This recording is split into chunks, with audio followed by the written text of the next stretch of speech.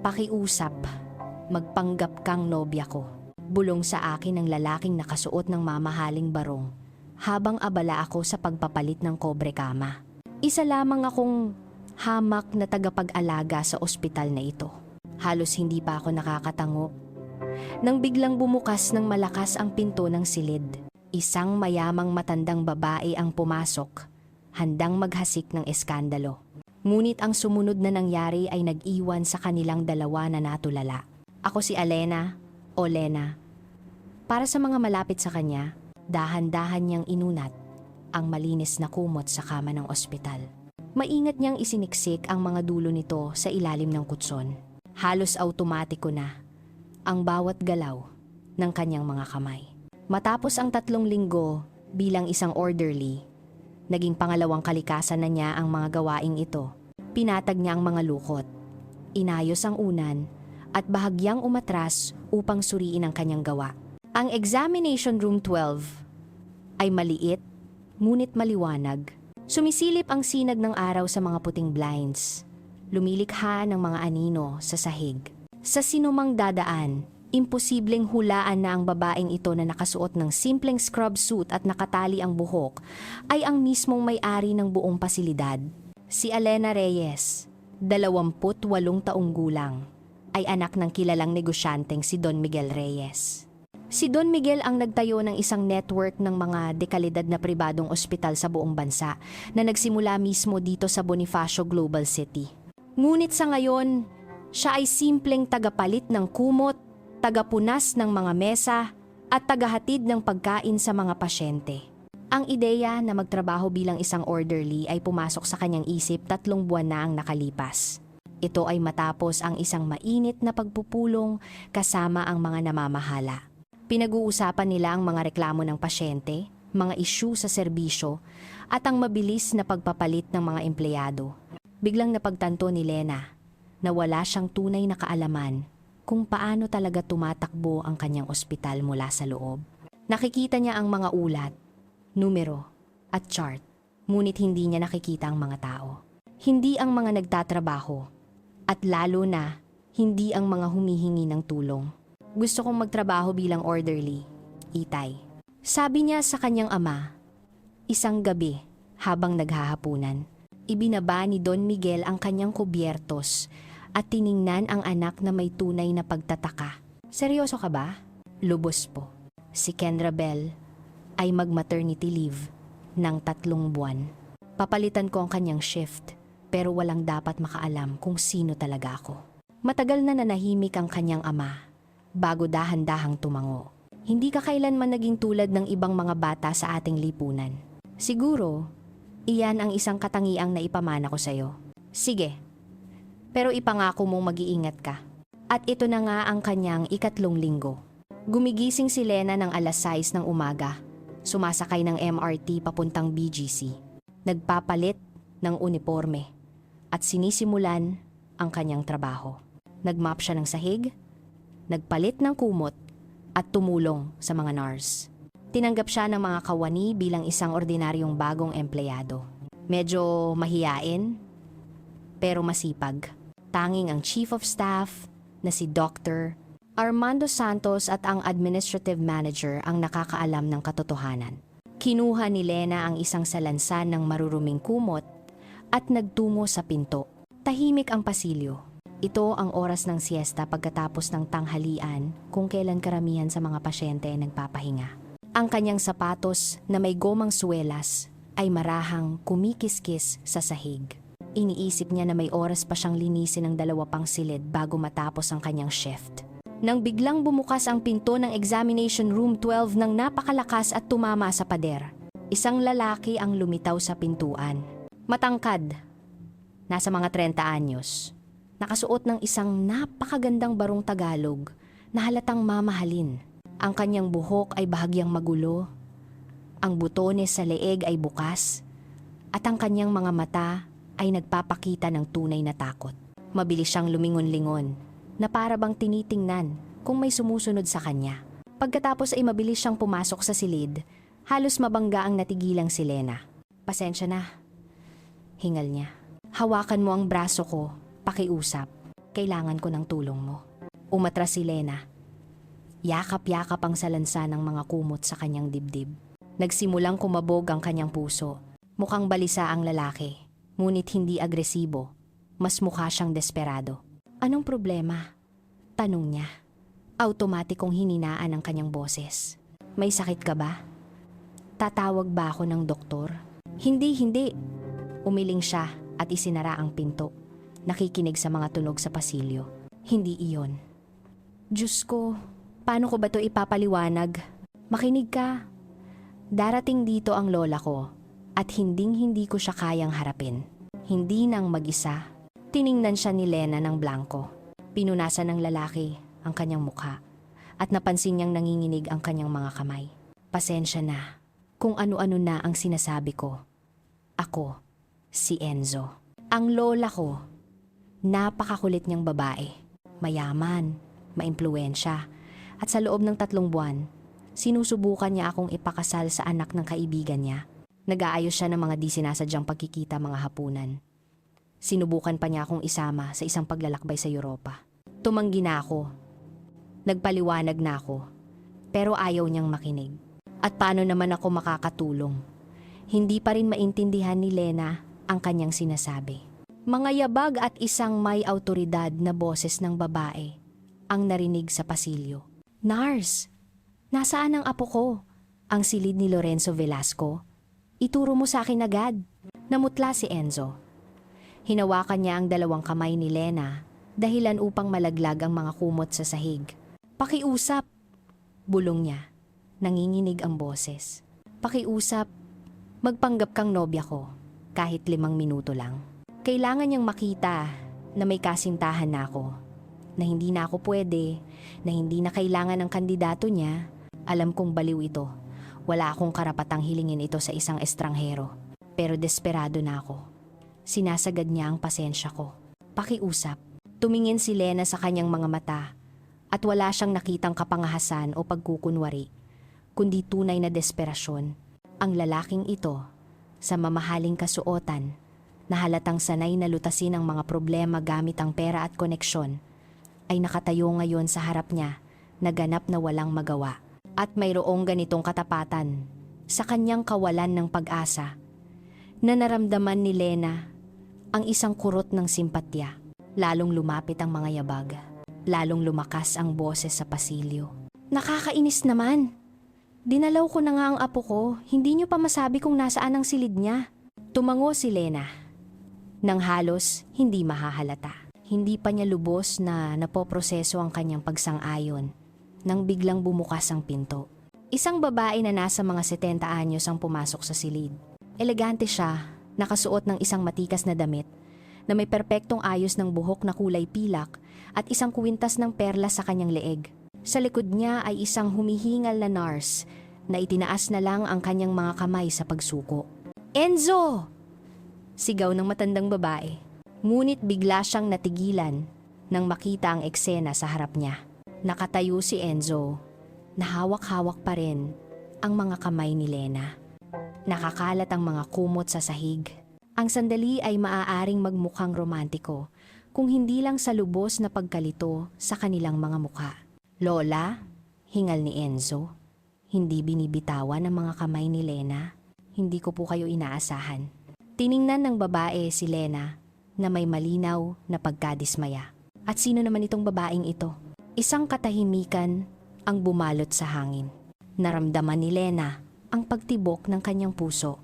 Hindi pa rin niya lubos na naiintindihan kung ano ang pinasok niya. Ngunit dahil pumayag na siya, kailangan niyang gampanan ang papel. Ang pangalan ko po ay Alena. Sabi niya, sinusubukang panatilihing kalmado ang kanyang boses. Ikinagagalak ko po kayong makilala. Si Alena ang nobya ko, dagdag ni Enzo. At naramdaman ni Lena ang paghigpit ng kanyang mga daliri sa kanya. Sasabihin ko po sana sa inyo, Lola, pero hindi sa ganitong sitwasyon. Sinukat ng kanyang lola si Lena mula ulo hanggang paa. Ang kanyang mga labi ay naging isang manipis na linya. Nobya mo? Ulit niya na may halong sarkasmo. At saan naman kayo nagkakilala?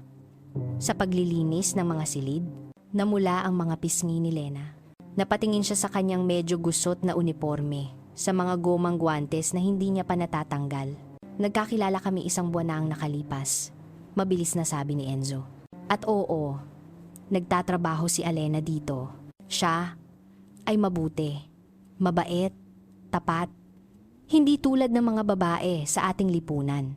Pinutol ng kanyang lola si Enzo. Enzo, nawawala ka na ba sa iyong sarili? Isang orderly? Talaga bang ganyan ka na kadesperado? Si Doña Elvira de Leon, ang lola, ang nagsalita. Baka hindi tayo dapat gumawa ng eksena sa silid ng isang pasyente. Sabat ng nurse na nakatayo pa rin sa pintuan. Huwag kang makialam, sigaw ni Doña Elvira. Kausap ko ang apo ko. Enzo, itigil mo na ang kalokohang ito.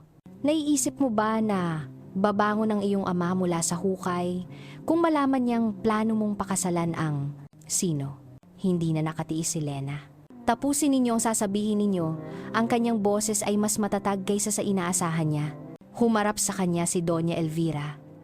Tinaas ang isang kilay. Isang simpleng orderly. Isang babaeng walang pinag-aralan, walang katayuan sa lipunan, walang... May pinag-aralan po ako, putol ni Lena. Nararamdaman ang galit na namumuo sa loob niya. At nagtatrabaho ako dito. Dahil gusto ko, dahil gusto mo?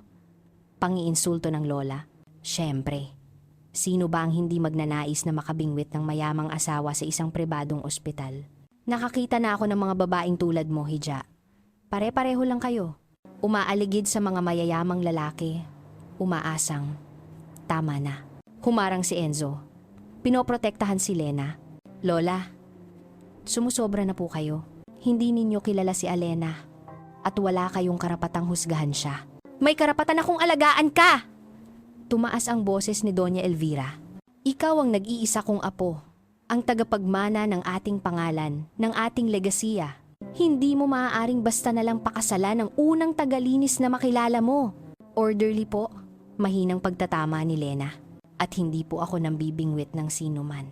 Kami, ni Enzo.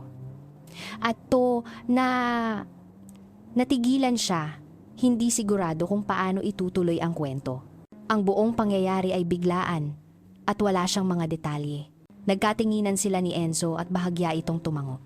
Na para bang sinasabing, ituloy mo lang. Nagkakilala kami nang hindi sinasadya, pagpapatuloy ni Lena. Dumalaw si Enzo sa isang kaibigan dito. Nagsimula kaming mag-usap. Mabait siya, maalalahanin. Hindi niya ako minamaliit o hinuhusgahan batay sa aking damit o trabaho. Kinausap niya lang ako bilang isang tao. May katotohanan sa mga salitang iyon, kahit hindi iyon ang katotohanang sinasabi niya. Sa kanyang 3 linggo bilang isang simpleng orderly, napansin ni Lena kung paano hinuhusgahan ng mga tao ang isa't isa. Minamaliit ng mga doktor ang mga orderly. Ang mga mayayamang pasyente ay kinakausap ang mga junior staff na parang mga katulong.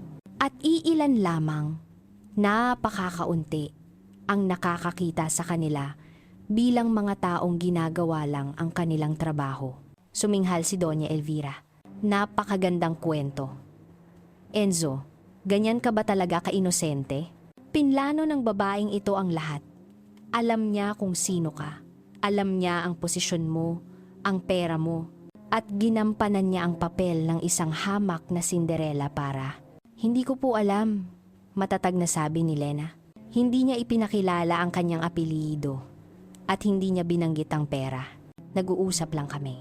Nagulat siya kung gaano kadali lumabas ang kasinungalingan sa kanyang bibig. Marahil dahil may bahid ito ng katotohanan, gusto niyang makita siya ng mga tao bilang si Lena lang.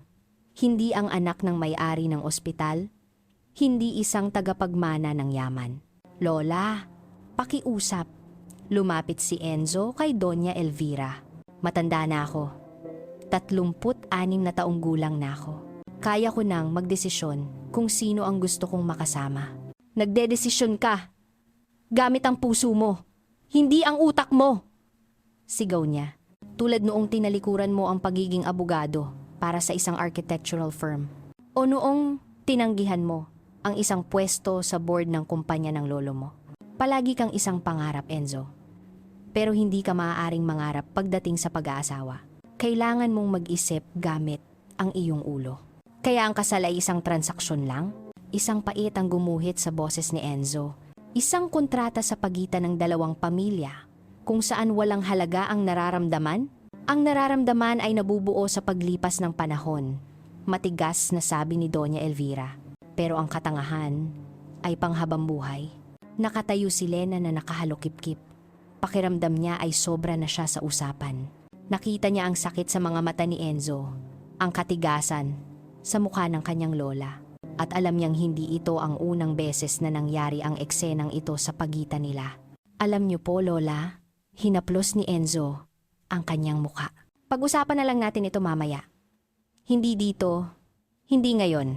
Pag-uusapan natin ito ngayon, giit ni Doña Elvira. Bago pa, lalong bumaon ang mga kuko ng babaeng ito. Enzo, may kilala akong magaling na abogado na dalubhasa sa mga prenuptial agreement. Pwede nating aalis na po ako. Biglang anunsyo ni Lena. Pareho silang napalingon sa kanya. Pinulot niya ang mga kumot mula sa sahig. Maayos na tiniklop at nagtungo sa pinto. Alena, sandali. Simula ni Enzo. Pero umiling siya. Kailangan ko pong tapusin ang trabaho ko. Makikiraan po. Lumabas siya sa pasilyo. Nararamdaman ang mga mata ni Doña Elvira sa kanyang likuran. Ang nurse na nakatayo pa rin sa malapit ay ngumiti ng may simpatya. Huwag kang mag-alala, Hija. Mahinang sabi nito. Nangyayari talaga yan. Tumango si Lena at mabilis na naglakad palayo sa pasilyo. Naririnig ang pagtatalo na nagpapatuloy sa likod niya. Muling tumaas ang boses ng lola. May isinasagot si Enzo. Lumiko si Lena sa kanto at sumandal sa pader. Sinusubukang habulin ang kanyang hininga. Ano ba ang nangyari? Pumayag siya sa isang baliw na hiling ng isang estranghero at nasangkot sa drama ng pamilya ng iba. At ngayon, sa isang lugar sa ospital, may isang mayaman at maimpluwensyang babae na iniisip na isa siyang manggagamit. Tiningnan ni Lena ang kanyang relo. May 2 oras pa siya sa kanyang shift. Bumuntong hininga siya, inayos ang kanyang balikat at nagtungo sa laundry room. Hindi nawala ang trabaho. At ang kakaibang kwentong ito kasama si Lorenzo Velasco ay malamang na hindi na muling mag-cruise ang kanilang landas. Dinala ni Lena ang maruruming kumot sa laundry room, maingat na pinaghiwalay ayon sa kulay at isinalang sa malaking washing machine. Automatiko ang kilos ng kanyang mga kamay. Ngunit ang eksena sa examination room 12 ay paulit-ulit na naglalaro sa kanyang isipan. Nararamdaman pa rin niya ang mapanlibak na tingin ni Doña Elvira at naririnig ang kanyang mga salita. Isang simpleng orderly, isang mangangaso ng mayamang asawa. Karaniwan, walang pakialam si Lena sa iniisip ng iba. Ngunit ang mga salitang iyon ay tumusok ngayon. Siguro dahil may katotohanan sa mga iyon. Hindi sa nangangaso siya ng sino man, kundi sa katotohanang hinuhusgahan ng mga tao ang isa't isa sa mga panlabas na anyo. Sa posisyon, sa trabaho, sa pananamit, at si Lena mismo, sa pagpili na magtrabaho bilang isang orderly, ay nais na maunawaan iyon. Kung ano ang pakiramdam na minamaliit, isinara niya ang pinto ng makina, pinindot ang start button, at sumandal sa pader. Tahimik at malamig ang laundry room, amoy sabon at bleach. Ipinikit ni Lena ang kanyang mga mata. Sinusubukang kumalma. Alena Reyes. Napatalon siya at lumingon. Si Dr. Armando Santos, ang Chief of Staff, isang matangkad na lalaki na nasa 50 anyos, na may buhok na may mga putina at mabait na mga mata sa likod ng manipis na salamin, ay nakatayo sa pintuan. Opo, Doctor. Santos, napaayos siya ng tayo, automatikong inaayos ang kanyang uniforme. Hindi ko sinasadyang gulatin ka, ngumiti ito. Nandito lang ako para sabihin na kailangan natin ng tulong sa ikalawang palapag. Isa sa mga orderly ay nag-sick leave. Kailangang linisin ang mga silid sa intensive care unit. Sige po, aakyat na ako ngayon. Hindi agad umalis si Dr. Santos. Tiningnan niya ng mabuti si Lena at ang kanyang tingin ay nagpakita ng di pangkaraniwang pag-aalala. Hindi lang bilang isang boss sa isang empleyado, kundi isang bagay na mas personal. Ayos ka lang ba? Mahinang tanong niya. Nabanggit ng nurse ang insidente sa room 12. Sabi niya, hindi maganda ang nangyari. Gusto sanang iwaksi ni Lena ang usapan. Sabihing ayos lang ang lahat, pero hindi niya masabi ang mga salita. Napatingin siya sa kanyang mga kamay, nasuot pa rin ang gomang guwantes. Kaya ko po ito. Sa wakas, ay sabi niya. Hindi ko lang po inaasahan. Gusto mo bang kausapin ko ang Ginoong Velasco na iyon? May proteksiyon sa boses ni Dr. Santos. Kung naging bastos siya. Hindi po. Mabilis na sagot ni Lena. Wala po siyang kasalanan. Well, mayroon, pero hindi sa paraang iniisip ninyo. Humingi lang siya ng pabor at pumayag ako. Naging padalos-dalos po ako. Tumango ang Chief of Staff, ngunit may pagdududa pa rin sa kanyang mga mata. Sige, pero kung may mangyari, pwede kang laging lumapit sa akin. Alam kong hindi ka lang nandito para matutunan ang trabaho mula sa loob. Gusto mong maunawaan ang mga tao. Pero minsan, ang mga tao ay maaaring maging malupit. Ngumiti si Lena nang may pasasalamat. Si Dr. Santos ay isa sa iilan na nakakaintindi sa kanyang motibo. Hindi ito itinuturing na kapritso ng isang spoiled na tagapagmana. Salamat po. Pinapahalagahan ko po iyan. Tumango ito at umalis. Tinanggal ni Lena ang kanyang guwantes, naghugas ng kamay, at umakyat sa ikalawang palapag. Habang naglalakad, sinubukan niyang huwag isipin si Enzo Velasco at ang kanyang lola. Ngunit ang kanyang isip ay patuloy na bumabalik sa engkwentro. Mayroong isang bagay sa kanyang mga mata. Hindi lang takot sa isang mapilit na kamag-anak, kundi isang bagay na mas malalim. Pagod, marahil, o ang desperasyon ng isang taong pagod na sa pakikipaglaban. Ang ikalawang palapag ay mas tahimik kaysa sa una. Ang intensive care unit ay nangangailangan ng espesyal na pangangalaga at katahimikan. Kumuha si Lena ng isang cart na may mga gamit panlinis at sistematikong sinimulang linisin ang mga silid. Ang trabaho ay nakakakalma. Malinaw na mga aksyon, malinaw na mga resulta. Magmap ng sahig, punasan ang mga ibabaw, palitan ang mga kumot.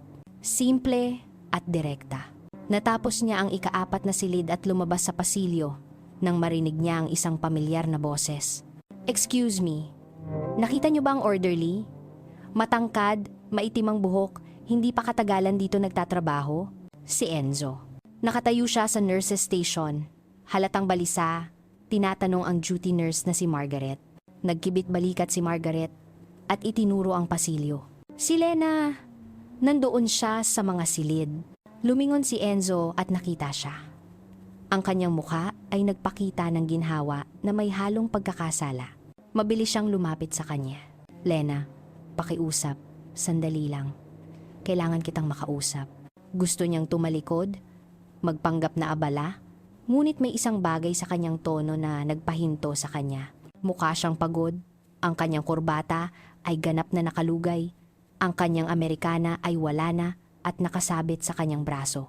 May mga butil ng pawis sa kanyang sentido. Ginoong Velasco, formal niyang sinimulan. Nagtatrabaho po ako. At sa tingin ko, sapat na ang napag-usapan natin. Alam ko, huminto siya ilang hakbang mula sa kanya. Alam kong napakasama ng ginawa ko. Idinamay kita sa katawa-tawang sitwasyong ito. Inilagay kita sa alanganin sa harap ng lola ko. Pero pakiusap, pakinggan mo ako. Kahit ilang minuto lang. Nag-alinlangan si Lena. Ang rasyonal na bahagi ng kanyang isip ay nagsasabing tumanggi, umalis, kalimutan siya. Ngunit ang isa pang bahagi, ang laging sobrang mausisa, ay gustong marinig ang kanyang paliwanag. 2 minuto, sabi niya, itinabi ang cart sa pader. May trabaho pa po talaga ako. Salamat. Nakahinga siya ng maluwag. Siguro, pwede tayong pumunta sa isang lugar kung saan hindi tayo maririnig. Tumango si Lena at dinala siya sa isang maliit na staff break room sa dulo ng pasilyo. Mayroon itong ilang lumang upuan, isang maliit na mesa, at isang coffee maker. Isinara niya ang pinto at humarap sa kanya. Magsalita ka na. Umupo si Enzo sa isang upuan. Pinunasan ang kanyang mukha. Ngayon, sa hindi gaanong matapang na ilaw ng break room, nakita niya ang maitim na bilog sa ilalim ng kanyang mga mata, ang tensyonadong linya ng kanyang panga. Hindi ko alam kung saan magsisimula. Sa wakas ay sabi niya na may paghingi ng tawad. Siguro, pasensya na. Nag-asal akong isang tunay na gago. Ginamit kita nang hindi iniisip ang mga kahihinatnan. Oo, ginamit mo ako, sang-ayon ni Lena, nakahalukip-kip. At iniisip ngayon ng lola mo na isa akong manggagamit. Kinausap ko siya. Mabilis niyang sabi. Ipinaliwanag ko na hindi totoo iyon, na humingi ako ng tulong sa'yo at pumayag ka lang dahil sa kabaitan. Pero siya, natigilan siya. Naghahanap ng tamang salita. Hindi siya sanay na umamin ng pagkakamali. Kaya sinabi mo sa kanya ang totoo? Nakahinga ng maluwag si Lena na hindi mo ko nobya? Na halos hindi tayo magkakilala? Oo, at nagalit siya. Una sa akin dahil sa pagsisinungaling, tapos sa sarili niya dahil naniwala siya. Pero higit sa lahat, galit siya. Dahil ayaw ko pa ring makipagkita kay Isabel. Si Isabel ang babaeng ipinipilit niya sa'yo? Tumango si Enzo. Anak ng kaibigan ng lola ko. 25 taong gulang, modelo, maganda, edukada, mula sa mabuting pamilya. Ang perpektong kapareha sa opinyon ng lola ko. Maliban na lang na kami ni Isabel ay nag-date 1 taon at kalahati na ang nakalipas. At hindi maganda ang naging pagtatapos. At alam ito ng lola mo? Alam niya. Pero iniisip niya na pareho na kaming nag-mature at nagbago. Na dapat naming bigyan ng pangalawang pagkakataon. Hindi niya maintindihan o ayaw niyang maintindihan na may mga bagay na hindi na maaayos. Niloko ako ni Isabel kasama ang business partner ko. Pagkatapos noon, gumuho ang partnership at naapektuhan ang negosyo. Ako. Huminto siya. Halatang ayaw nang magbigay ng detalye. Basta, mahirap. Dahan-dahang umupo si Lena sa pangalawang upuan. Ang kwento ay nagiging mas malinaw at mas nakakalungkot. At iniisip ng lola mo na mas mahalaga ang yaman at katayuan kaysa sa tiwala. Iniisip niya na ang mga bata ay nagkakamali at ang mga matatanda ay dapat maging praktikal. Pagod na sagot ni Enzo. Single na si Isabel ngayon at single din ako. Magkaibigan ang mga pamilya namin. Lohikal mula sa kanyang pananaw. Pero hindi lohikal mula sa'yo. Ganap na hindi lohikal. Tumingin siya sa kanya at mayroong ganitong pagod sa kanyang mga mata na naramdaman ni Lena ang di inaasahang habag. Kaya ako nagpanik nang malaman kong pupunta siya sa ospital. Tumawag siya sa akin kaninang umaga. Sabi niya, kailangan naming magkita para pag-usapan ang isang mahalagang bagay. Alam kong tungkol na naman ito kay Isabel. Isang mahinang katok ang narinig sa pinto. Napatalon si Lena at lumingon. Si Dr. Santos ay nakatayo sa pintuan. Ang kanyang tingin ay nagpalipat-lipat mula kay Lena patungo kay Enzo at pabalik, paumanhin sa abala. Sabi niya sa isang pantay na boses, Alena, hinahanap ka sa baba. Sa admissions office, may kaunting gusot sa papeles ng isang pasyente. Tumayo si Lena. Nagpapasalamat sa pagkakataong putulin ang usapan. Naramdaman niyang nagsisimula na siyang makiramay kay Enzo at iyon ay delikado. Hindi siya dapat masangkot sa problema ng ibang tao. Sige po, Dr. Santos. Bababa na po ako agad. Hindi gumalaw ang Chief of Staff. Nakatingin pa rin siya kay Enzo at mayroong isang bagay na mapanuri sa kanyang tingin. Ginoong Velasco, kung hindi ako nagkakamali, sabi niya, hindi tayo formal na naipakilala. Ako ang Chief of Staff ng pasilidad na ito, si Dr. Armando Santos. Tumayo si Enzo at inilahad ang kanyang kamay. Lorenzo Velasco. Ikinagagalak ko kayong makilala. Nagkamayan sila. Ngumiti si Dr. Santos, ngunit hindi umabot sa kanyang mga mata ang ngiti. Sana ay hindi ka naabala ng aming empleyado. Si Alena ay isa sa aming pinakamahuhusay na manggagawa. Sa kabila ng kanyang maikling panahon dito, hindi po, umiling si Enzo. Sa katunayan, Ako ang nakaabala sa kanya at naparito ako para humingi ng paumanhin. Kapuri-puri, tumango ang Chief of Staff. Alena, huwag mong kalimutan ang admissions. Tumango si Lena at naglakad patungo sa pinto. Ngunit hindi agad tumabi si Dr. Santos. Huminto siya sa may pintuan. Nakatingin kay Enzo. Alam mo, Ginoong Velasco, maalalahanin niyang sinabi. Mayroon kaming mahigpit na mga patakaran dito sa ospital tungkol sa pakikipag-ugnayan ng mga kawani sa mga bisita. Pinapahalagahan namin ang profesionalismo, huminto siya, at ang magalang na pagtrato sa lahat ng empleyado, anuman ang kanilang posisyon. Natigilan si Lena. Walang direktang banta sa mga salita ng Chief of Staff, ngunit malinaw ang pahiwatig, wag na wag mo siyang sasaktan. Naramdaman niya ang pasasalamat at pagkailang. Pinagtatanggol siya ni Dr. Santos, ngunit ginagawa ito na parabang hindi niya kayang ipagtanggol ang kanyang sarili. Naiintindihan ko, sagot ni Enzo, at walang inis sa kanyang boses, kundi seryosong tono. At lubos akong sumasang-ayon. Ang respeto sa tao ay hindi nakadepende sa kanilang posisyon sa trabaho. Dapat itong isang pangunahing katotohanan. Tila nasiyahan ng Chief of Staff sa sagot. Tumango siya at umatras. Pinadaan si Lena sa pasilyo. Mabilis siyang naglakad patungo sa hagdanan. Naririnig pa ang sinasabi ni Dr. Santos kay Enzo sa likuran niya. Mabilis ang tibok ng kanyang puso. Ang sitwasyong ito ay nawawala na sa kontrol. Masyadong maraming atensyon, masyadong maraming tanong. Bumaba si Lena sa unang palapag at nagtungo sa admissions. Mayroon ngang maliit na gusot sa mga papeles ng isang bagong pasyente. Hindi mabasa ng nurse ang sulat kamay ng isang doktor. Tinulungan siya ni Lena. Kahit hindi ito bahagi ng tungkulin ng isang orderly. Ginugol niya ang sumunod na oras sa paglilinis ng mga procedure room, pag-aayos ng malinis na kumot sa mga estante sa laundry room, at pagtulong sa paghahatid ng hapunan sa mga silid. Sinubukan niyang huwag isipin si Enzo Velasco, ang kanyang kwento, o ang paraan ng pagtingin niya sa kanya sa break room. Ngunit, ang kanyang mga isip ay patuloy na bumabalik. Mayroong isang bagay na kaakit-akit sa kanyang katapatan, sa paraan na hindi niya sinubukang bigyang katwiran ang sarili o isisi sa iba. Inamin lang niya na mali ang kanyang ginawa. Natapos ang kanyang shift ng 6:00 ng gabi. Nagpalit si Lena ng kanyang sariling damit. Maong, isang simpleng puting t-shirt, isang manipis na jacket. Inilugay niya ang kanyang buhok. Pinunasan ang natitirang makeup. Tiningnan ang sarili sa salamin ng locker room at bumuntong hininga. Isang ordinaryong babae. Walang sino man na titingin sa kanya ngayon ang mag-aakalang pag-aari niya ang ospital na ito.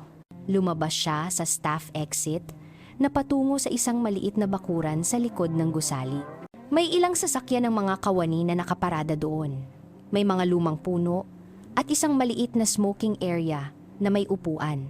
Hindi naninigarilyo si Lena, ngunit minsan ay gusto niyang umupo doon bago umuwi, para lang makalanghap ng sariwang hangin. Naglalakad siya patungo sa upuan nang marinig niya ang isang boses. Lena. Lumingon siya. Lumabas si Enzo mula sa sulok ng gusali. Nakasuot pa rin siya ng parehong barong. Ngunit ngayon ay mas mukha siyang gusot. Ang kanyang Amerikana ay nasa kanyang braso. Ang manggas ng kanyang damit ay nakatupi. Maghapon ka dito. Bulalas niya. Isang nahihiyang ngiti ang ibinigay niya. Hindi naman buong araw. Mga 3 oras siguro. Hindi ko alam kung anong oras matatapos ang shift mo. Kaya nagpa siya akong maghintay. Sabi ng guwardya, dito daw ang staff exit. Hindi alam ni Lena kung ano ang iisipin. Sa isang banda, ito ay kakaiba at medyo nakakabahala. Isang lalaking halos hindi niya kilala ay naghintay sa kanya ng ilang oras. Sa kabilang banda, walang anumang nakakatakot sa kanyang kilos. Nakatayo siya sa isang magalang na distansya. Ang kanyang mga kamay ay nakikita niya at walang ginawang hakbang para lumapit. Bakit? Tanong niya. Gusto ko lang ulit humingi ng paumanhin ng maayos. Hindi sa isang working setting. Huminto siya, halatang naghahanap ng tamang salita at para magpasalamat sa iyo. Tinulungan mo ko noong pwede mo namang tanggihan. Malaking bagay iyon. Nagkibit balikat si Lena. Iyon lang ang tamang gawin. Tinapos niya para sa kanya. Lumapit ito at napansin niyang may dala siyang supot mula sa isang panaderya. Hindi ko alam ang gusto mo, kaya bumili ako ng sari-sari. Pastries, eclairs, macarons. Sana may magustuhan ka man lang. Tiningnan ni Lena ang supot, pagkatapos ay sa kanya, at biglang napatawa. Ang unang pagkakataon sa buong araw. Tumawa siya sa kabaliwan ng sitwasyon, sa kanyang seryosong mukha, sa kung gaano ito lahat katawa-tawa. Sa tingin mo, inaayos ng pastries ang lahat? Hindi. Tapat niyang sagot, pero sana maipakita man lang nito na tunay akong nagsisisi. At na hindi ako isang ganap na tanga, kahit na iyon ang ipinahihiwatig ng ginawa ko kaninang umaga. Kinuha ni Lena ang supot. Mainit ito at amoy vanilla at tsokolate. Salamat. Mas malumanay niyang sabi. Hindi mo na kailangang gawin ito. Kailangan, sabi ni Enzo. Talagang kailangan. Mas malaki ang naitulong mo sa akin kaysa sa maraming taong malapit sa akin. Nagpanggap kang nobya ko. Nakinig sa kwento ko. At hindi mo ako agad sinabihan kung saan ako dapat lumugar. Muli siyang ngumiti. Mayroong isang bagay na nakakawala ng depensa sa kanyang pagiging mapagkumbaba. Talaga bang umalis na ang lola mo? Oo. Pinagalitan niya ako na parang bata at umalis na. Pero alam kong hindi pa ito ang katapusan. Babalik siya na may mga bagong argumento, mga bagong ideya. Hindi siya madaling sumuko. Pamilya, bulong ni Lena. Eksakto. Tumingin siya sa kanya ng mataman. May problema ka rin ba sa pamilya mo? Gusto sanang magbigay ni Lena ng isang mailap na sagot. Ngunit sa halip ay narinig niya ang sariling boses. Minsan, ang tatay ko, mahal na mahal niya ako. Pero minsan, ang pagmamahal na iyon ay nagiging sobrang proteksyon. Gusto niya akong protektahan mula sa mundo. Pero hindi niya napapansin na sa paggawa noon, pinoprotektahan niya ako mula sa buhay. Huminto siya. Nagulat sa sariling katapatan. Bakit niya sinabi iyon sa estrangherong ito? Tumango si Enzo na para bang naiintindihan. Ang lola ko rin, iniisip niyang pinoprotektahan niya ako sa paggawa ng maling mga pagpili, sa mga pagkakamali, sa mga taong sa tingin niya ay hindi tama para sa akin. Pero hindi niya napapansin na ang proteksyon ay maaaring maging isang kulungan. Nanahimik sila. Ang hangin sa gabi ay malamig, amoy ng mga bulaklak at bagong tabas na damo. Sa di kalayuan, umuugong ang highway ng lungsod. Ngunit dito sa maliit na bakuran, tahimik at payapa. Kailangan ko nang umalis. Sa wakas, ay sabi ni Lena. Salamat sa pastries. Sandali, humakbang si Enzo. Pwede ba kitang ihatid sa sakayan ng bus? Sa kotse mo? Saan ka man kailangang pumunta? Nag-alinlangan si Lena. Sinasabi ng sentido komon na tumanggi. Ngunit, may isang bagay sa loob niya na gustong ipagpatuloy ang pag-uusap. Na malaman ang higit pa tungkol sa kakaibang lalaking ito na nagtatago sa sariling lola at naghintay ng 3 oras para sa kanya na may dalang pastries. Pwede mo akong ihatid sa istasyon ng MRT, sabi niya. Kung ipapangako mong hindi ka nagagawa ng mga eksena na may peking mga nobya. Tumawa siya. Isang tunay at malayang tawa. Pangako. Isang beses ay sapat na. Naglakad sila sa daanan patungo sa labasan ng bakuran. Naisip ni Lena na ang araw na nagsimula ng napakakaiba ay nagtatapos ng mas kakaiba pa. Ngunit sa ilang kadahilanan, naramdaman niyang kalmado siya sa tabi ng lalaking ito. Siguro dahil tapat siya, o siguro dahil sa ilalim ng kanyang panlabas na tagumpay, nakita niya ang parehong pagod sa mga panlabas na inaasahan na nararamdaman din niya. Alam mo, sabi ni Enzo habang papalabas sila sa kalye, hindi ko man lang natanong, matagal ka na bang nagtatrabaho sa ospital? Hindi naman gaano. Malabong sagot ni Lena. 3 linggo pa lang. At ano ang mga impression mo? Interesante. Marami kang natututunan tungkol sa mga tao. tungkol sa kung paano sila kumikilos kapag iniisip nilang walang nakatingin. Tiningnan niya ito nang may pag-usisa. Parang masyadong philosophical para sa trabaho ng isang orderly. Nagkibit balikat si Lena. Anumang trabaho ay maaaring maging philosophical kung iisipin mo. Ikaw, arkitekto ka, kung tama ang pagkakaintindi ko sa usapan ninyo ng lola mo. Oo, tumango siya. Dati, gusto kong magtayo ng mga museo at teatro. Ngayon, karamihan ay mga housing complex at office building ang dinidisenyo ko.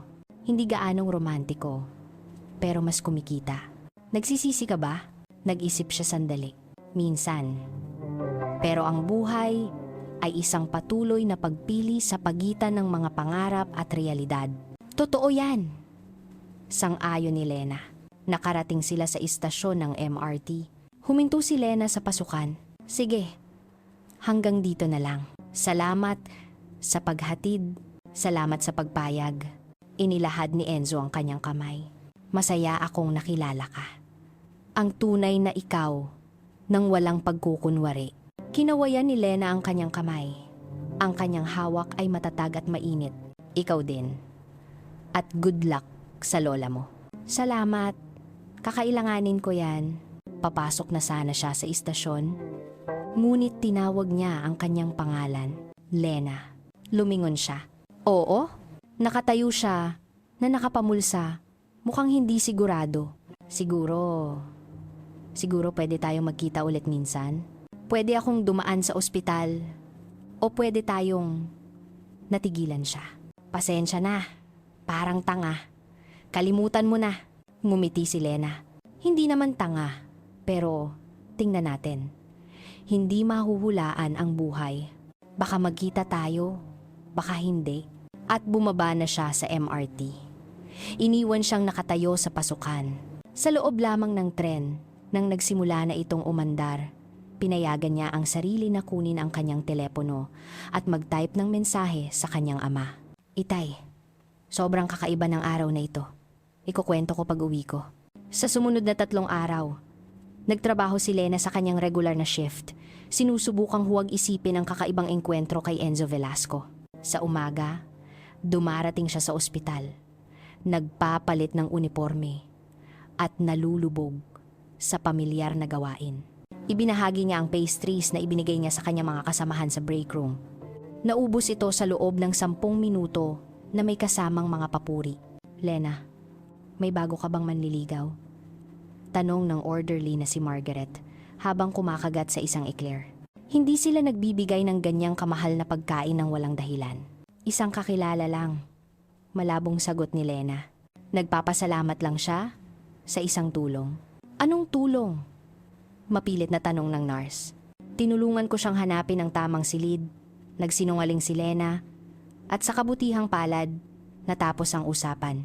Ngunit ang mga alaala ni Enzo ay bumabalik pa rin. Nahuhuli niya ang sariling inaalala ang kanyang mukha nang nakatayo siya sa staff exit na may dalang supot ng pastries.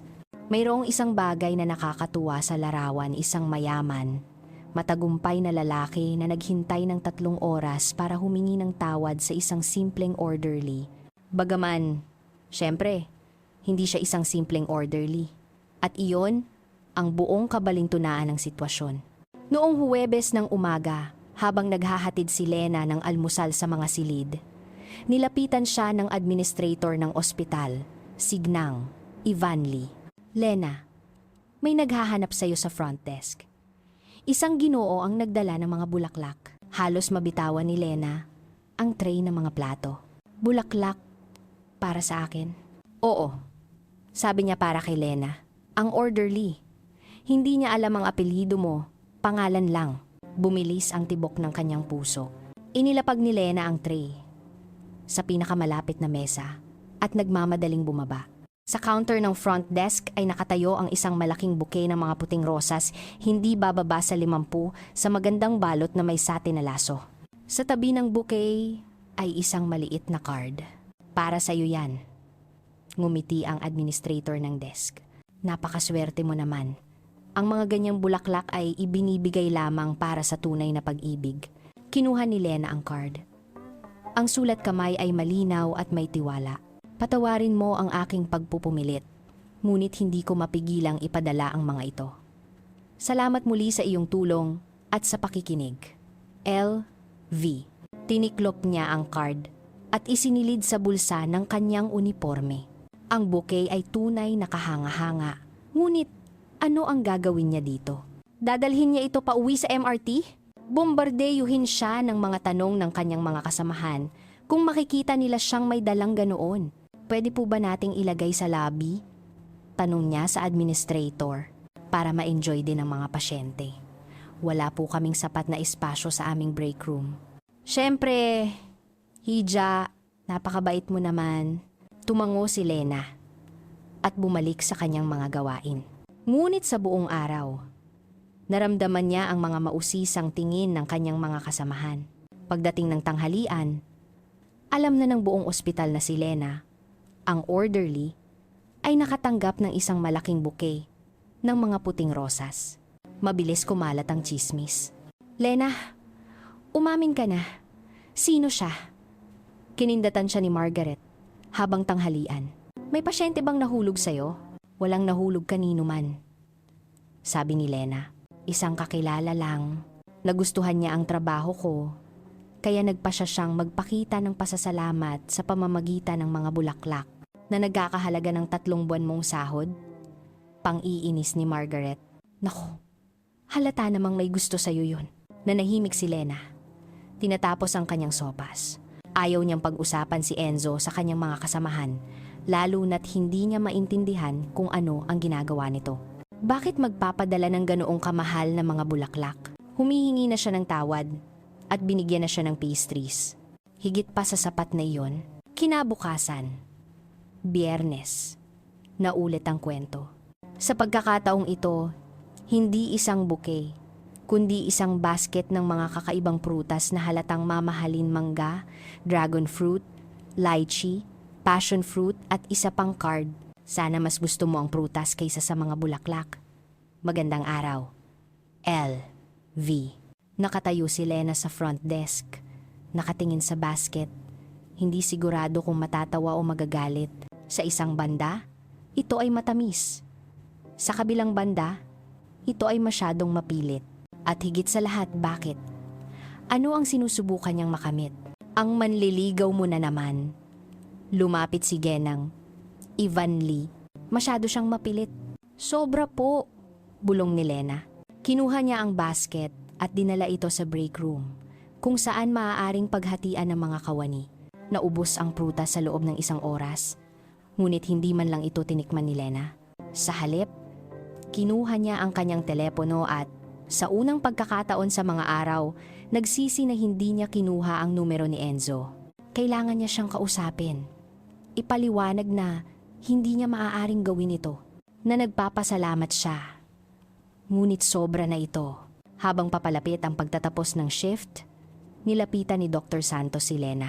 Alena, may 1 minuto ka ba? Sumunod siya sa kanyang opisina. Isinara ng Chief of Staff ang pinto at sinenyasan siyang umupo.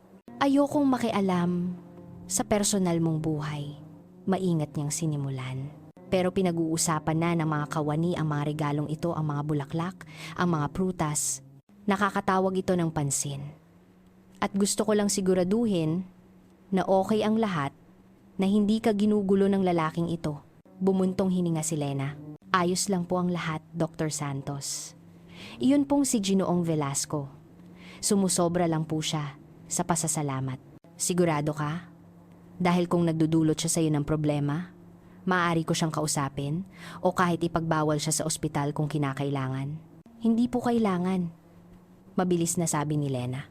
Totoo po, ayos lang. Kakausapin ko po siya mismo. Tumango ang Chief of Staff. Ngunit nanatili ang pag-aalala sa kanyang mga mata. Sige, pero kung may magbago, alam mo kung saan ako hahanapin. Umalis si Lena sa opisina at nagtungo sa locker room. Kailangan niya talagang kausapin si Enzo. Pero paano niya siya hahanapin? Hindi niya alam ang kanyang address o numero ng telepono. Ang tanging natatandaan niya ay arkitekto siya. Siguro maghanap sa online. Nagpalit siya at lumabas sa staff exit. saka natigilan. Sa tabi ng upuan kung saan sila huling nag-usap, nakatayo na naman si Enzo. Sa pagkakataong ito, mas kaswal siyang manamit maong. Isang dark blue na sweater, isang manipis na jacket. Mas mukha siyang relaxed kaysa noong unang araw. Ikaw na naman, sabi ni Lena, papalapit. Araw-araw mo na bang binabantayan ang lugar na ito? Ngumiti siya ng may pagkakasala. Hindi naman araw-araw. Kapag malapit nang matapos ang shift mo lang, nalaman ko sa admissions na hanggang alas 6 ka. Parang stalking na yan. Naghalukip-kip siya. Ngunit walang galit sa kanyang boses, kundi pagod. Alam ko, tumango siya. Naiintindihan kong kakaiba ang kilos ko. Pero kailangan kitang makita para makausap ng maayos. Hindi nagmamadali. Hindi sa pagitan ng iyong mga gawain. May telepono ka naman, itinuro ni Lena. Pwede mo namang tawagan. Wala akong numero mo. At sinabi ng admissions na bawal silang magbigay ng personal na impormasyon ng empleyado. Kaya nagpa siya akong personal na pumunta. Bumuntong hininga si Lena at umupo sa bench. Umupo si Enzo sa tabi niya. Nag-iwan ng sapat na espasyo sa pagitan nila. Yung mga regalo. Simula niya. Ang mga bulaklak, ang mga prutas. Sobra na, Enzo. Nagsisimula ng magtsismisan ng mga tao magtanong. Ayokong mapansin. Humihingi ako ng paumanhin. Mukha siyang tunay na nagsisisi. Hindi ko naisip. Gusto ko lang ipahayag ang aking pasasalamat. Ipakita na talagang pinapahalagahan ko ang ginawa mo.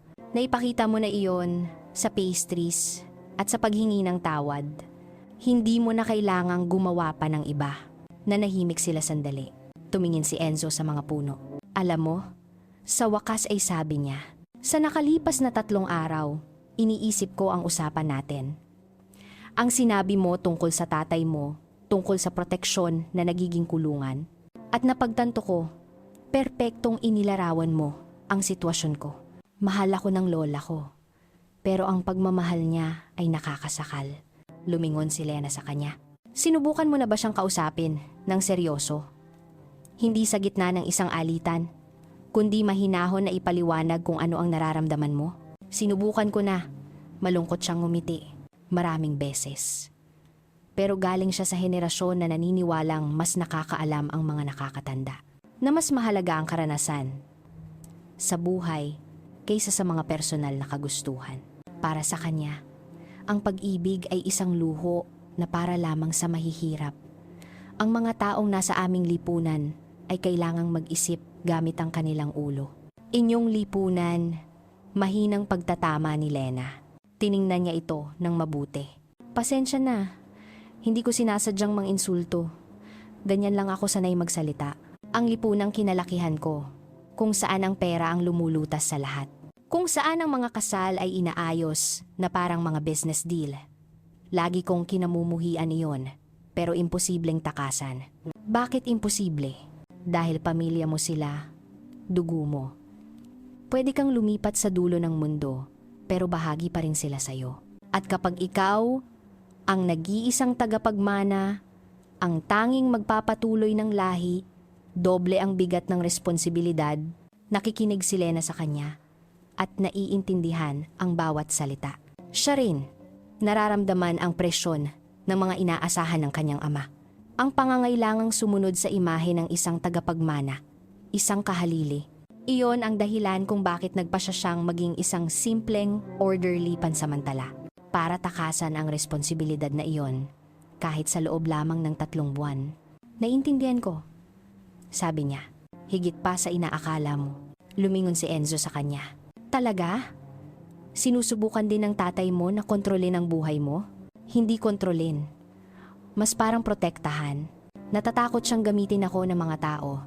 Lokohin ako. Lapitan ako para lang sa pera o koneksyon. Kaya palagi niyang sinusuri ang mga kaibigan ko, mga kakilala, kahit ang mga katrabaho ko. Kumunot ang noo ni Enzo. Isa kang orderly. May iba ka pa bang pinagtatrabahuhan? Natigilan si Lena. Masyado siyang nadala sa usapan at halos masabi na ang katotohanan. Kailangan niyang mag-isip ng mabilis. Ang ibig kong sabihin, sa dati kong trabaho, mabilis niyang sabi, bago sa ospital, Nagkaroon ako ng mga ganoong problema sa mga kasamahan doon. Tinanggap ni Enzo ang paliwanag. Tumango siya at sumandal muli sa bench. Kaya pareho tayong nakakulong. Sa isang paraan. Ikaw sa gintong hawla ng sobrang proteksyon ng tatay mo at ako sa bakal na hawak ng mga inaasahan ng pamilya. Mukhang gano'n na nga. Sang-ayon ni Lena. Nanatili silang tahimik. Gabi na at lumalamig na ang hangin. Lena? Biglang lumingon si Enzo. Pwede ba akong magtanong ng kakaiba? Pagkatapos ng lahat ng nangyari, wala nang kakaibang tanong. Ngumiti siya. Bakit ka pumayag noon na magpanggap na nobya ko? Pwede ka namang tumanggi. Sabihan akong umalis. Tumawag ng security. Pero tumango ka. Bakit? Nag-isip si Lena. Bakit nga ba? Hindi niya sinuri ang kanyang desisyon noon. Kumilos lang siya ng padalos-dalos. Nakita ko ang takot sa mga mata mo. Sa wakas ay sabi niya, tunay, hindi pagkukunwari. At alam kong hindi ka isang aroganteng tipo na sanay makuha ang lahat ng gusto niya. Isa kang desperadong tao na nasukol at hindi ako makatanggi. Nanahimik si Enzo, pinoproseso ang kanyang mga salita. Salamat, mahina niyang sabi.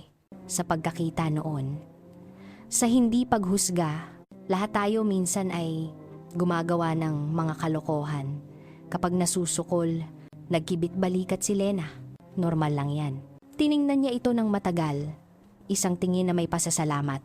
At iba pa, isang bagay na nagpaiwas ng tingin kay Lena. Lena, sabi niya, at may di inaasahang pag-aalinlangan sa kanyang boses. Alam kong maaaring kakaiba ito, na halos hindi tayo magkakilala. Pero gusto ko talagang makipagkita sa iyo ulit. Hindi dito, hindi sa staff exit. Sa isang normal na lugar. Magkape o mananghalian. Maaari kitang kwentuhan tungkol sa sarili ko. At ikaw naman, tungkol sa iyo. Bilang 2 taong may mapag-uusapan. Tiningnan siya ni Lena. At naramdaman ng isang panloob na pagtatalo. Ang rasyonal na bahagi ay nagsasabing tumanggi. Delikado ito. Galing siya sa ibang mundo. Masyado kayong magkaiba. Ngunit ang isa pa, mas mapusok na bahagi, ay gustong pumayag. Nahanap niya siyang interesante at madaling kasama sa kabila ng kakatuwaan ng kanilang unang pagkikita. Hindi ko alam. Tapat niyang sabi, isang di pangkaraniwang sitwasyon, naiintindihan ko. Tumango si Enzo. At hindi kita pipilitin. Pag-isipan mo lang, okay? Heto ang numero ko. Kumuha siya ng isang business card mula sa kanyang bulsa at iniabot sa kanya. Kinuha ni Lena ang simpleng puting card na may gintong tatak. Lorenzo Enzo Velasco, Arkitekto, Managing Partner, Velasco Co-Architects. Mag-text ka o tumawag kung papayag ka, dagdag niya. At kung hindi, huwag ka na lang sumagot. Maiintindihan ko at hindi na kita guguluhin. Tumayo siya mula sa bench, ipinasok ang kanyang mga kamay sa bulsa ng jacket. Magandang gabi, Lena. At salamat ulit sa lahat. Tumalikod siya at naglakad patungo sa labasan ng bakuran. Naiwan si Lena na nakaupo. Pinaglalaruan ang business card sa kanyang mga kamay. Isinulat niya ang kanyang cell number sa likod. Dapat sana ay tumanggi siya. Dapat sana ay itinapon niya ang card at kinalimutan si Enzo Velasco. Ngunit sa halip, maingat niya itong tiniklop at isinilid sa kanyang bulsa. Noong weekend, sinubukan ni Lena na huwag isipin ang business card sa kanyang drawer. Noong Sabado, kasama niya ang kanyang ama. Nagpunta sila sa teatro. Pagkatapos ay naghapunan sa kanilang paboritong restaurant. Tinanong ni Don Miguel ang tungkol sa kanyang trabaho sa ospital at ibinahagi ni Lena ang kanyang mga obserbasyon bagaman hindi niya binanggit si Enzo. Noong Linggo, nakipagkita siya sa kanyang kaibigan, si Tasha, ang kanyang nag-iisang tunay na kaibigan na nakakaalam ng katotohanan tungkol sa kanyang dobleng buhay. Nagliliwanag ka. Obserba ni Tasha habang umiinom ng cappuccino. Anong nangyari? Walang nangyari, sabi ni Lena. Nagsisinungaling ka. 20 taon na kitang kilala. Kumikinang ang mga mata mo. May bago ba sa buhay mo? Bumuntong hininga si Lena at ikinuwento ang buong istorya, mula sa unang pagkikita hanggang sa business card sa kanyang bulsa. Nakinig si Tasha nang nanlalaki ang mga mata. Seryoso ka? Bulalas niya nang matapos si Lena. Parang eksena sa pelikula. Estranghero, peking nobya, mayamang lola. Hindi ito pelikula, sabi ni Lena. Buhay ko ito at nagiging komplikado. Kaya, anong gagawin mo? Hindi ko alam. Siguro wala. Kalimutan na lang at magpatuloy. Umiling si Tasha. Hindi mo makakalimutan. Halata sa paraan ng pagkukwento mo tungkol sa kanya. Interesado ka sa lalaking yan. Kahit na interesado ako. Ano ngayon? Hindi ako pwedeng makipag-date sa kanya. Bilang isang orderly, malalaman din ang katotohanan. At ano pagkatapos? Mararamdaman niyang niloko ko siya. Tulad ng naramdaman ko noong minamaliit ako ng lola niya. Sabihin mo sa kanya ang totoo. Simpleng sabi ni Tasha. Kailan? Uy Enzo, ako pala ang may-ari ng ospital at anak ako ng milyonaryo. Magmumukha itong paghihiganti sa ginawa niyang pagpapanggap. Nag-isip si Tasha. Tama ka. Mahirap yan. Pero siguro, magkita na lang kayo. Magkape, mag-usap. Gusto mong mamuhay ng normal, makakilala ng mga taong hindi alam ang background mo. Siya na yon. Nanahimik si Lena. Nakatitig sa kanyang tasa. Tama si Tasha. Hindi ba't ito mismo ang gusto niya? Makakilala ng isang taong nakikita siya bilang si Lena lang. Hindi ang tagapagmana ng isang yaman. Noong Lunes ng umaga, pumasok siya sa trabaho na may matatag na desisyon. Tatawagan niya si Enzo. Magkikita sila, magkakape, mag-uusap, at tingnan kung ano ang mangyayari. Ngunit habang nagpapalit siya ng uniforme at lumabas sa pasilyo, pinigilan siya ni Geng Ivan Lee. Lena, may bisita kang naghihintay sa lobby. Sabi niya, importante daw. Kinabahan siya. Dumating na naman ba si Enzo? Bumaba siya sa lobby at natigilan. Si Doña Elvira de Leon ay nakatayo sa tabi ng front desk. Suot ang parehong eleganteng damit, may parehong perpektong ayos ng buhok, at parehong mapagmataas na ekspresyon. Nagtagpo ang kanilang mga mata. Dahan-dahang lumapit ang lola ni Enzo. Kailangan nating mag-usap, sabi niya sa isang sinusukat na boses, at mas mabuti kung pribado. Dinala ni Lena si Doña Elvira sa parehong break room sa ikalawang palapag. Mabilis ang tibok ng kanyang puso, ngunit pinanatili niya ang kanyang kahinahunan, isinasara ang pinto sa likod nila. Sinenyasan niya ang matandang babae na umupo, ngunit nanatiling nakatayo si Doña Elvira. Mabilis lang ako. Simula ni Doña Elvira. Nawawala na sa sarili ang apo ko. Nagpapadala sa iyo ng mga bulaklak, naghihintay sa labas ng exit. Wala nang ibang pinag-uusapan ng mga kawani. Hindi ito angkop. Inayos ni Lena ang kanyang tayo. Sa buong paggalang po, negosyo po yan ng apo ninyo. Hindi ko po siya inutusang gawin ang alinman sa mga ito. Hindi mo inutusan? Isinama mo siya sa pagkukunwaring iyon at ngayon hindi ka na niya maalis sa isip niya. Hindi ba't iyon ang gusto mo? Naramdaman ni Lena ang init na namumuo sa loob niya. Ang apo ninyo po ang humingi sa akin ng tulong. Takot siyang harapin kayo. Siguro, dapat ninyong isipin kung bakit siya naging ganoon kadesperado. Namula ang mga pisngi ni Doña Elvira. Wala kang karapatang husgahan ang relasyon ng aming pamilya! Si Enzo ang nag-iisa kong apo, ang tagapagmana. Namatay ang kanyang ama. At ngayon, pinutol ni Lena. Sinusubukan ninyong ipamuhay ang buhay na sa tingin ninyo ay tama sa pamamagitan ni Enzo. Pero buhay niya ito, hindi sa inyo. Isang mabigat na katahimikan ang bumalot. Tinitigan ni Doña Elvira si Lena nang may pagkamangha. Matapang ka at masyadong edukada para sa iyong posisyon. Sino ka ba talaga?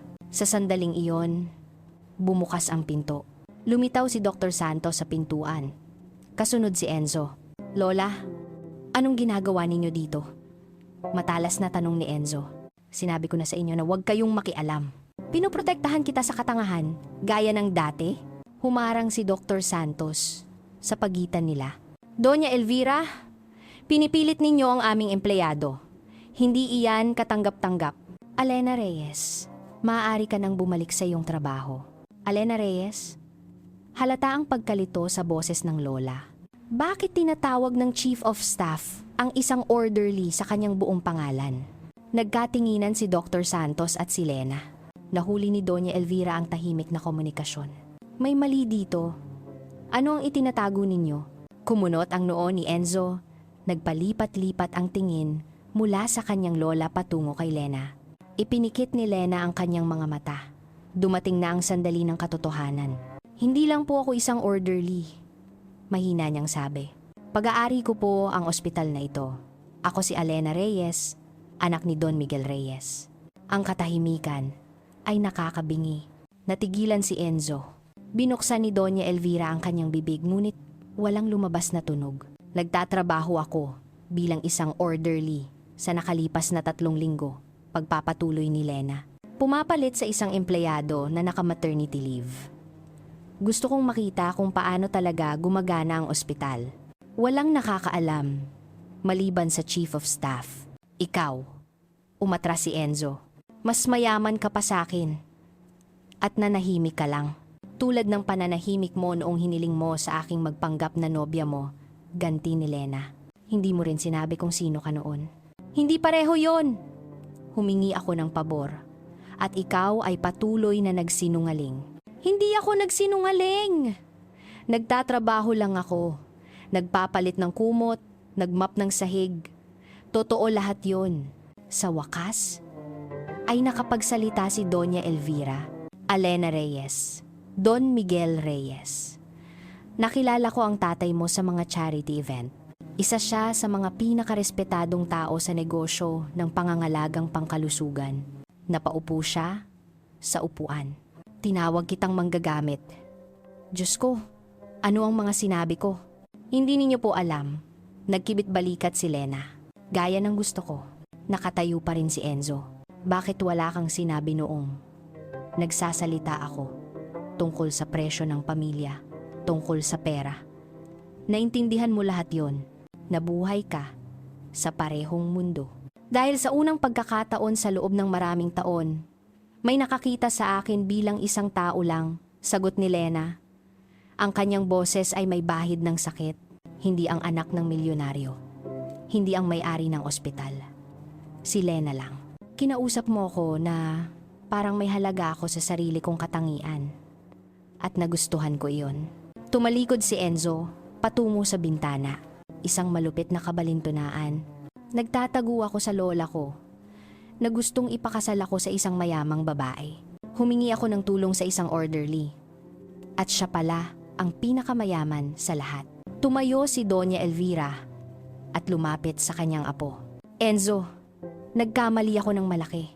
Lumingon siya kay Lena at may luha sa kanyang mga mata. Pakiusap, patawarin mo ako sa mga salitang iyon, sa aking kayabangan. Hinusgahan kita sa iyong itsura, sa iyong posisyon, at ikaw ay mas marangal kaysa sa aking inaakala. Pinoprotektahan ninyo lang po ang inyong apo, malumanay na sabi ni Lena. Naiintindihan ko. Lumapit si Doña Elvira at hinawakan ang kanyang mga kamay. Mapapatawad mo ba ang isang hangal na matanda? Siyempre po, lahat tayo ay nagkakamali minsan. Sa wakas, ay lumingon si Enzo. Nagtrabaho ka bilang isang orderly, nagmap ng sahig, nagpalit ng kumot. Alam mong lahat ng ito ay sayo. Bakit? Gusto kong maunawaan kung paano gumagana ang ospital mula sa loob. Paano tinatrato ang mga kawani, kung anong mga problema ang mayroon ng mga tao. Hindi ibinibigay ng mga ulat ang buong larawan. Parehong baliw at napakatalino, sabi ni Enzo. Isang mahinang ngiti ang ibinigay ni Lena. O baka kapritso lang ng isang mayamang babae. Hindi! Matalas na tutol ni Enzo. Papalapit sa kanya. Karamihan sa mga tao sa ating posisyon, hindi man lang iniisip kung paano nabubuhay ang kanilang mga empleyado. Pero naging isa ka sa kanila. Pansamantala, sa isang buwan, babalik na ako sa opisina ng may-ari. Pero sa 3 linggong ito, naging totoo ka sa mga pasyente, sa mga kawani, at sa akin. Totoo lahat yon, di ba? Tiningnan siya ni Lena. Oo, totoo lahat yon. Marahang tumikhim si Doña Elvira. Siguro, Dapat ko na kayong iwan. Hindi po, sabi ni Lena. Kailangan ko na po talagang bumalik sa trabaho. May kalahati pa po akong shift. Magpapatuloy ka pa ring magtrabaho bilang isang orderly? Gulat na tanong ni Enzo. Kahit na nalaman na ang katotohanan, nangako akong papalitan si Kendra Bell sa loob ng 3 buwan. Hindi ako ang tipo na iniiwan ang mga bagay sa kalagitnaan. Tumawa si Enzo. Kahanga-hanga ka. Tumango si Lena sa kanilang dalawa at nagtungo sa pinto. Ngunit tinawag siya ni Enzo. Lena, sandali. Yung imbitasyon sa kape, bukas pa ba yun? Lumingon siya. Tiningnan niya ito nang may pag-asa. Pag-iisipan ko. Sagot niya. At umalis. Sa pasilyo, sumandal siya sa pader. Ipinikit ang mga mata. Nalaman na ang katotohanan. At hindi gumuho ang mundo. Hindi siya inakusahan ni Enzo ng panlilinlang. Tinawag niya siyang kahanga-hanga. Sa sumunod na mga araw, dahan-dahang nalaman ng mga kawani ng ospital ang katotohanan. Nagpatawag si Dr. Santos ng isang pangkalahatang pulong at ipinaliwanag ang sitwasyon. Iba-iba ang reaksyon, ngunit karamihan ay nakakaunawa. Kahanga-hanga ka, Lena, sabi ni Margaret. Hindi lahat ng boss ay gagawin yan. Nagpatuloy si Lena sa pagtatrabaho bilang isang orderly. Kahit na alam na ng lahat ang katotohanan. Araw-araw dumadalaw si Enzo. Minsan, uupo lang siya sa lobby. Nagtatrabaho sa kanyang laptop. Minsan, magdadala siya ng kape para sa buong staff. Hindi niya siya pinilit. Hindi nagpumilit. Nandoon lang siya. Naging regular na bisita rin si Doña Elvira. Dumarating siya at nakikipag-usap kay Lena tuwing break. Napakabobo ko, pag-amin niya. Akala ko, pera at katayuan ang lahat.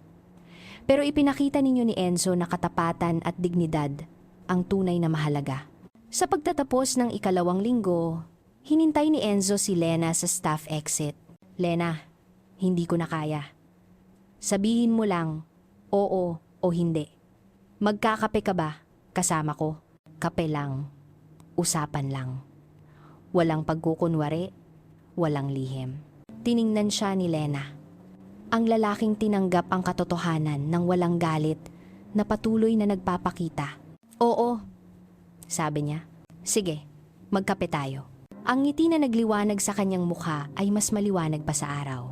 Bukas, pagkatapos ng shift mo. Bukas. Ang kanilang unang pagkikita sa isang lokal na coffee shop ay naging madali. Pinag-usapan nila ang lahat trabaho, pangarap, libro. Ikinuwento ni Enzo ang kanyang mga proyektong arkitektura. Ibinahagi ni Lena ang kanyang mga plano para sa pagpapaunlad ng ospital. Alam mo kung ano ang pinakakakaiba? Tanong ni Enzo. Pakiramdam ko, mas matagal na kitang kilala kaysa sa 2 linggo. Dahil tapat tayong nag-usap, sagot ni Lena, nang walang maskara. Nakita mo ang tunay na ako at nakita ko ang tunay na ikaw. Inabot niya ang kamay sa mesa at inilagay niya ang kanyang kamay sa kanya. Sinundan pa ng iba ang pagtatagpong iyon. Naglakad sila sa lungsod sa gabi, bumisita sa mga museo at umupo sa mga parke.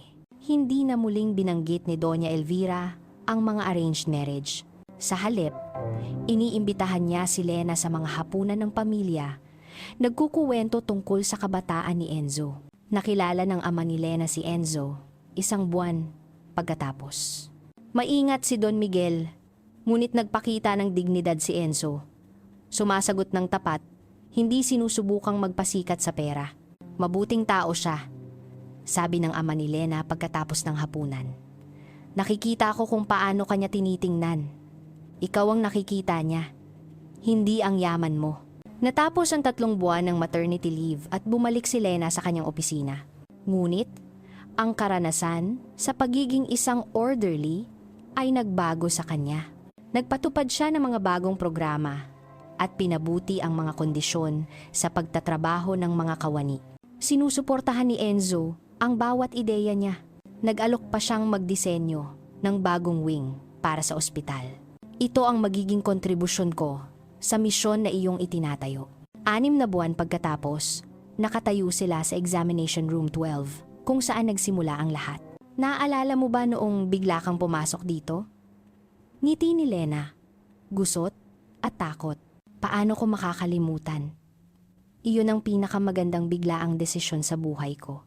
Lumuhod siya at napasinghap si Lena. Alena Reyes, taimtim na anunsyo ni Enzo. Noong huli, hiniling kong magpanggap kang nobya ko.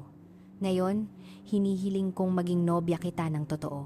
Pakakasalan mo ba ako? Tumulo ang luha sa kanyang mga pisngi. Oo, hingal niya. Oo, oo. Isinuot niya ang singsing sa kanyang daliri at niyakap siya ng mahigpit. Ang mga kawani na sumisilip ay nagsimulang magpalakpakan. 1 minuto pagkatapos, pumasok si Doña Elvira sa silid. Narinig ko! Niyakap niya si Lena.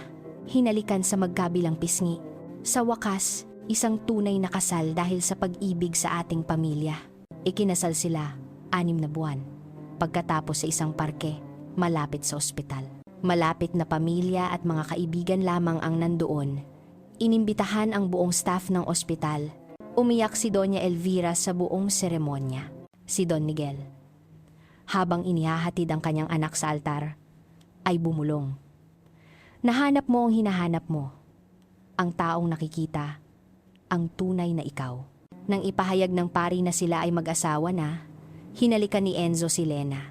Sa sandaling iyon, naunawaan niya na minsan, ang pinakamagagandang kwento ay nagsisimula sa pinakakakatawang sitwasyon. Nang gabing iyon, nag-alay si Enzo ng isang toast sa mga pagkakataong nagbabago ng buhay, sa katapangan na maging totoo sa sarili. At sa babaeng nagturo sa akin na ang tunay na pag-ibig ay walang kinikilalang katayuan sa lipunan. Si Lena, habang tinitingnan ng kanyang asawa, ang lola nito at ang kanyang ama, ay alam na ito ang kaligayahan. Tunay, masigla, nakuha sa pamamagitan ng katapatan at tiwala, at nagsimula ang lahat sa sandaling isang takot na lalaki ang pumasok sa isang silid ng ospital at hiniling sa isang orderly na magpanggap na kanyang nobya. Sino ang mag-aakala na ang pagkukunwari ay magiging simula ng pinakatotoong pag-ibig? Ikaw, naniniwala ka ba na ang tunay na pag-ibig ay hindi tumitingin sa estado sa buhay? Ibahagi ang iyong saloobin sa mga komento sa ibaba. Gusto naming malaman ang iyong kwento.